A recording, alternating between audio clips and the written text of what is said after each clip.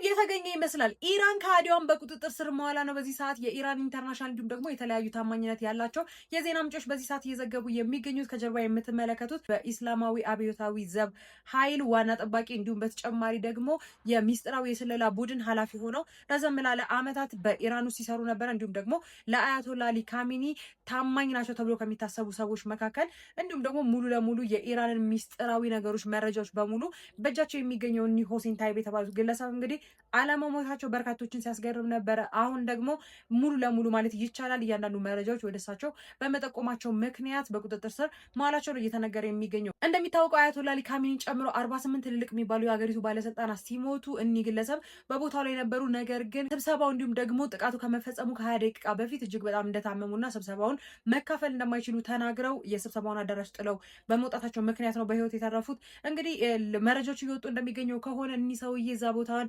ለቀው የሄዱበት ዋነኛው ምክንያት መረጃ ለማቀበል ነው። እንዲሁም በተጨማሪ ደግሞ እራሳቸውን ከጥቃቱ ለመከላከል ነው ይህንን ያደረጉት የሚሉ መረጃዎችም ጭምር እየተዘዋወሩ ነው የሚገኙት። ይህ ነገር ከተደረገ እጅግ በጣም አስገራሚ ነው የሚሆነው። ምክንያቱም ደግሞ የሞሳድ የስለላ ቡድን እጁ የየትኛው የኢራን የስልጣን እርከን ድረስ እንደሚሄድ የሚያሳዩበት መንገድ እንደሆነም ጭምር ነው እንግዲህ እየተነገረ የሚገኘው። ይህ ሰውዬ እንግዲህ ሙሉ ለሙሉ ከተረጋገጠ በኢራን ህግ መሰረት ይህ ሰውዬ እንግዲህ በአደባባይ ስቅላት እንደሚፈረድበት ነው እየተነገረ የሚገኘው። እናንተስ በዚህ ላይ ምን አስተያየት አላችሁ? ሀሳባችሁን ኮሜንት ላይ አጋሩኝ። በሌሎች አዳዲስ መረጃዎች በድጋሚ መልሳለሁ። የፕላስ ምልክቷን መጫናችሁን አትርሱ። መልካም ቀን ይሆንላችሁ።